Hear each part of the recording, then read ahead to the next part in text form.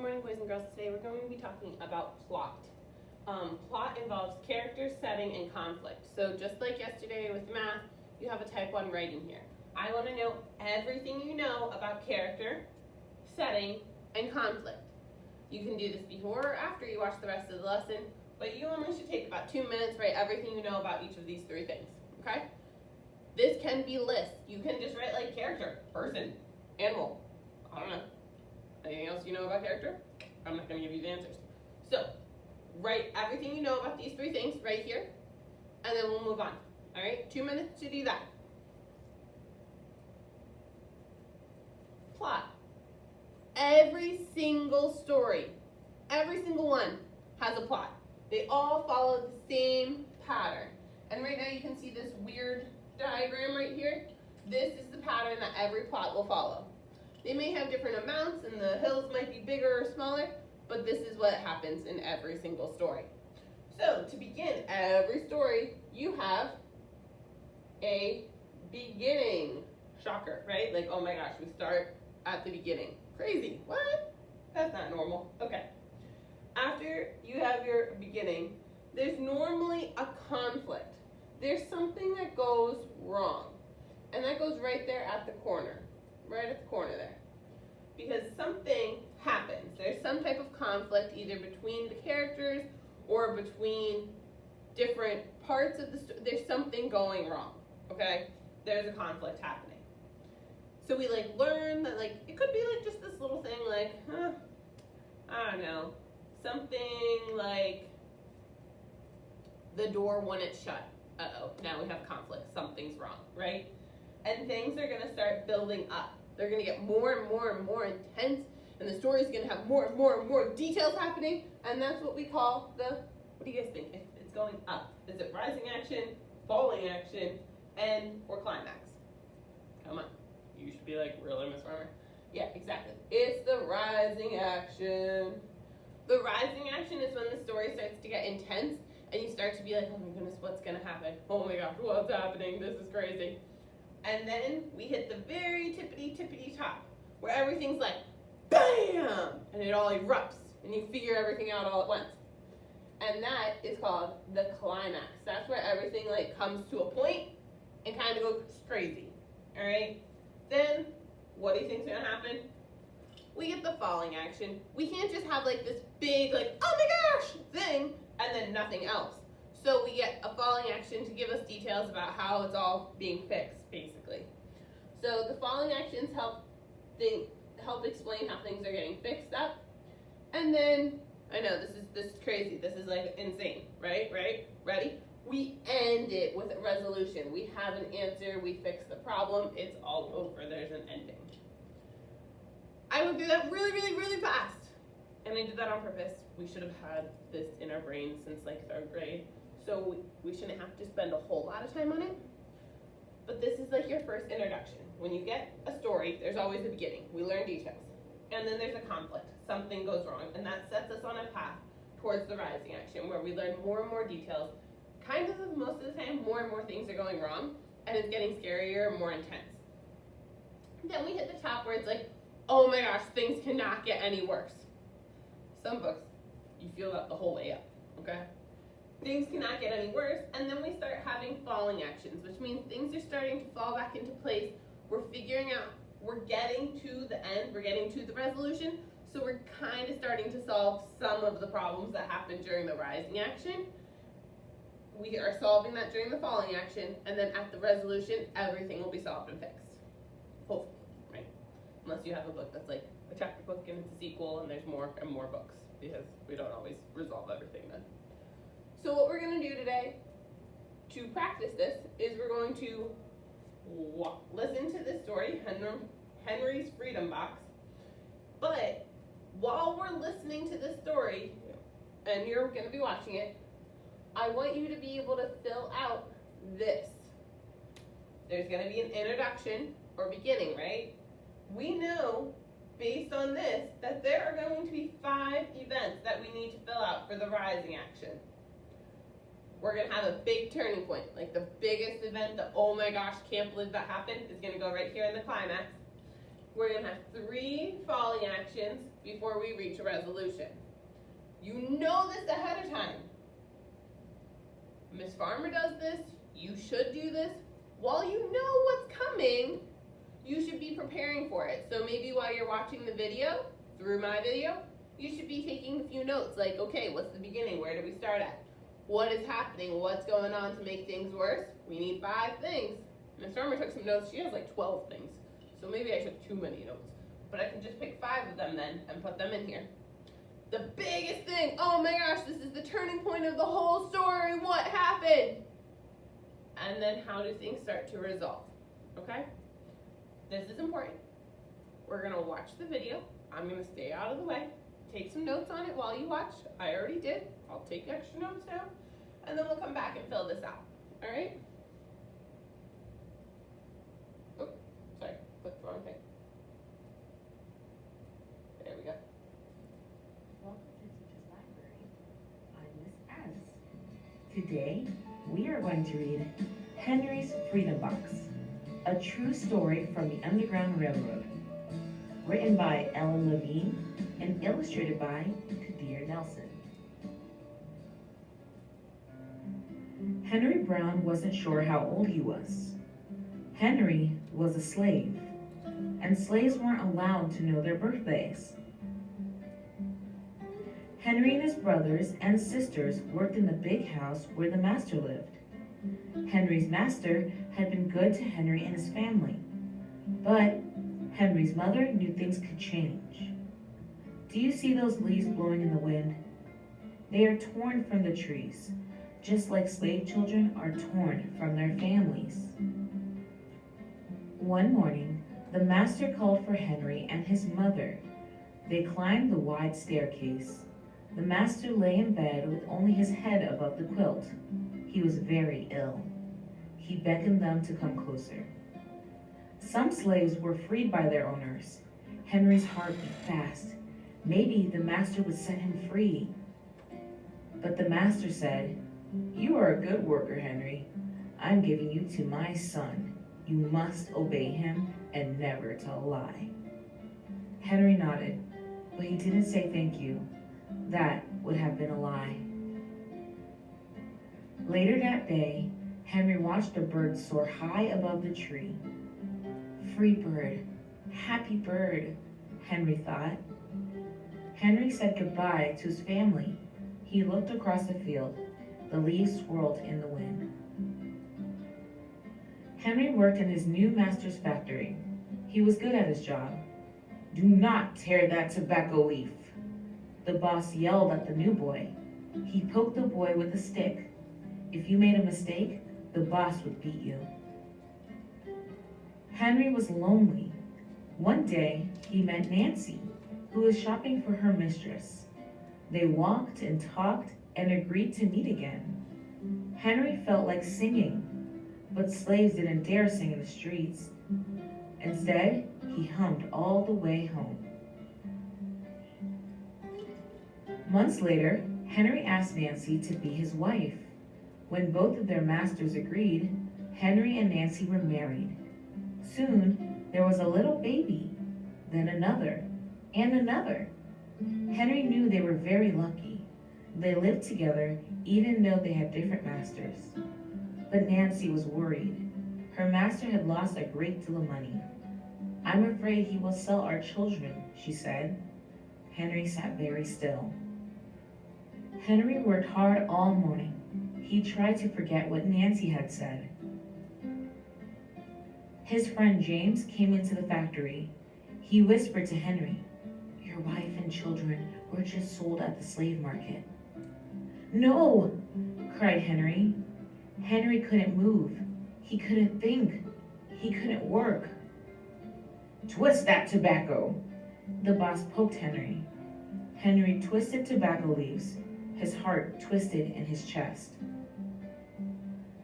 At lunchtime, Henry rushed to the center of the town. A large group of slaves were tied together. The owner shouted at them. Henry looked for his family. "Father! Father!" Henry watched his children disappear down the road. Where was Nancy? He saw her the same moment she saw him. When he wiped away his tears, Nancy, too, was gone. Henry no longer sang. He couldn't hum. He went to work, and at night, he ate supper and went to bed. Henry tried to think of happy times, but all he could see were the carts carrying away everyone he loved. Henry knew he would never see his family again. Many weeks passed. One morning, Henry heard singing. A little bird flew out of a tree into the open sky, and Henry thought about being free. But how? As he lifted a crate, he knew the answer. He asked James and Dr. Smith to help him. Dr. Smith was a white man who thought slavery was wrong. They met early the next day at an empty warehouse. Henry arrived with the box. "I will mail myself to a place where there are no slaves," he said. James stared at the box, then at Henry. "What if you cough and someone hears you?" "I will cover my mouth and hope," Henry said. Dr. Smith wrote on the box, "To William H. Johnson, Arch Street, Philadelphia, Pennsylvania." Henry would be delivered to friends in Philadelphia. Then he printed on the crate in big letters, "This side up with care." Henry needed an excuse to stay home, or the work boss would think he had run off. James pointed to Henry's sore finger, but Henry knew it wasn't bad enough. He opened a bottle of oil vitriol. "No!" cried James. Henry poured it on his hand. It burned his skin to the bone. Now the boss would have to let him stay home. Dr. Smith bandaged Henry's hand. They arranged to meet the next morning at 4 o'clock. The sun was not yet up when Henry climbed into the box. "Ready," he said. James nailed down the lid. Dr. Smith and James drove to the station. The railway clerk tipped the box over and nailed the paper to the bottom. Dr. Smith begged the clerks to be careful, but they didn't listen. They threw the box into the baggage car. Hours passed. Henry was lifted up and thrown again, upside down. He heard waves splashing. This must be the steamboat headed for Washington, D.C. The ship rode smoothly, but Henry was still upside down. Blood rushed to his head. His face got hot. His eyes ached. He thought his head would burst, but he was afraid to move. Someone might hear him. "I'm tired of standing," someone said. "Why don't we move that box and sit on it?" said another. Henry held his breath. Could they be talking about his box? Henry was pushed. The box scraped the deck. Now he was on his right side, now on his left, and suddenly, right side up. "What do you think is in here?" said the first man. "Mail, I guess," said the other. "I am mail," thought Henry, but not the kind they imagined. Henry was carried off the steamboat and placed in a railroad car, this time head up. He fell asleep to the rattling song of the train wheels. He awoke to a loud knocking. "Henry, are you all right in there?" "All right," he answered. The cover was pried open. Henry stretched and stood up. 4 men smiled at him. "Welcome to Philadelphia." At last, Henry had a birthday, March 30th, 1849, his first day of freedom. And from that day on, he also had a middle name. Everyone called him Henry Box Brown. The end. I hope you enjoyed reading Henry's Freedom Box with me today. If you liked this video, please subscribe to the channel and make sure to check out. So Miss Farmer took a lot of notes during that. I hope you guys did too. I'm just gonna post mine up here so that I can see them while we fill out our rising actions and our climax and our whole plot diagram, okay? So, what happened in the very beginning? Who can let me know? Who can tell me about the very beginning? What did we find out about Henry? Henry is very good. So we find out Henry is a slave without a birthday.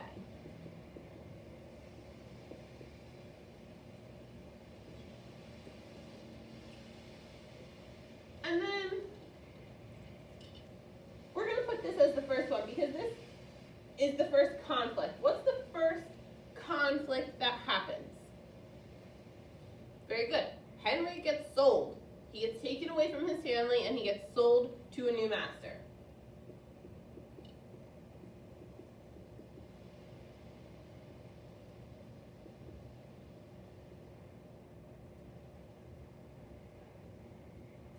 Very good.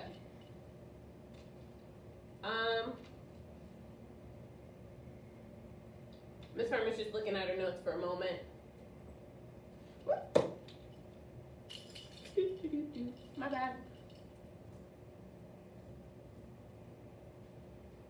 And then what happens? Then Henry worked in the factory for his new master. We could put that there. And I think we're gonna. Yeah. Henry worked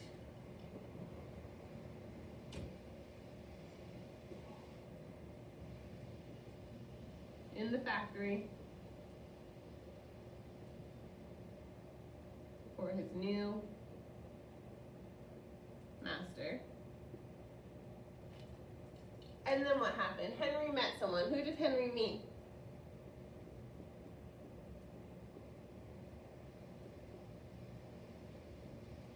Good. Henry met Nancy. Henry and Nancy got married and had kids.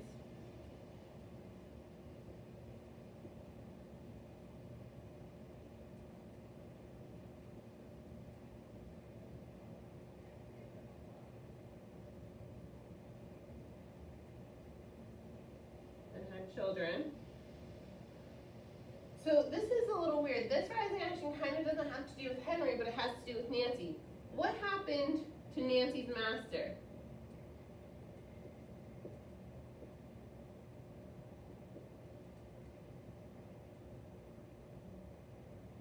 He was out of money, right? This is where the whole story changes. What is that turning point? What happens that changes everything?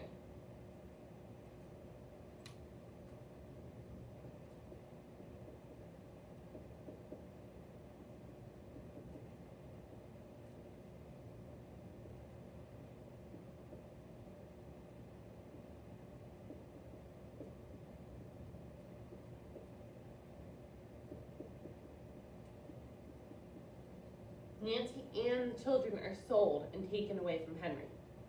They're just gone, and there's nothing he can do about it. That's a real turning point in the story. That's when like all this bad, this was the worst, and now we have some falling action things. So what happens after the children were taken? Nancy and the children were taken. First thing that happened was Henry got really sad, right? He didn't sing anymore, he wasn't himself, he just went to work and went home and did nothing else. So the first thing that happened was Henry got really sad.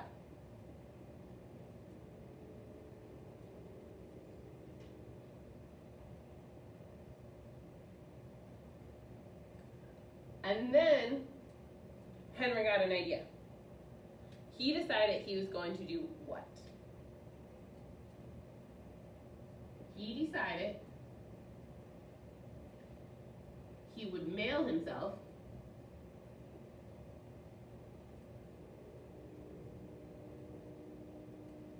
to a place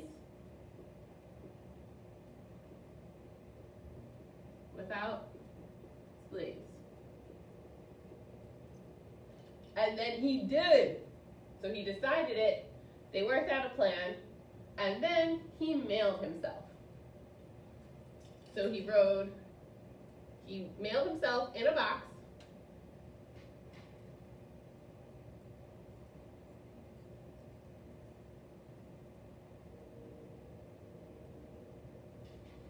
Philadelphia. We're just gonna write Philly. He had to go on a ship and a train to get there.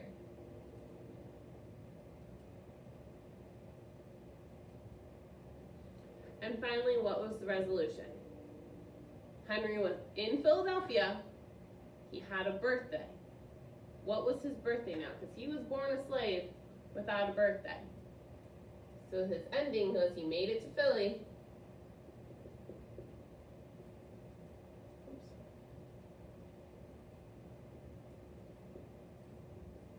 And he had a freedom birthday.